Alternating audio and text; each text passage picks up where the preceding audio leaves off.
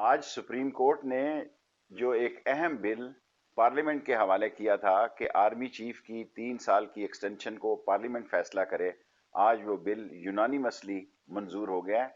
और सारी बड़ी पार्टियों ने इसमें हमायत की है। ये पाकिस्तान की हमायत है और जिस तरह इंटरनेशनल हालात बिगड़ रहे हैं, जिस तरह ईरान अमेरिका हालात हो रहे हैं, जिस तरह मिडिल ईस्ट के हालात हो रहे हैं और इंडिया में मुसलमान जो तहरीक चला रहे हैं, इंडिया की ये ख्वाहिश थी कि पाकिस्तान के अंदर इंतशार पैदा हो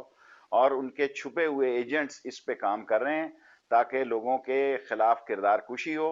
ऐसे आलम में मैं समझता हूँ सारी कौम पाक फौज के साथ खड़ी है, सारी कौम पाक फौज के पीछे खड़ी है और ये खुश आइंद बात है कि आज पीपल्स पार्टी और नून लीग, ये मैंने 2 माह पहले कहा था कि ये भी वोट देंगे और आज ये साबित हो गया कि उन्होंने आज वोट देके कौमी जिम्मेदारी का सबूत दिया है और एक बेहतरी की फजा, जमहूरियत की बेहतरी की फजा मुल्क में शुरू हो गई है। आज मैं आर्मी चीफ को भी मुबारकबाद देता हूँ, इमरान खान को भी मुबारकबाद देता हूँ, पाक फौज को भी मुबारकबाद देता हूँ, कमर जवेद बाजवा को भी और सारी कौम को कि बहरान में सियासतदानों ने कौमी जिम्मेदारी का सबूत दिया।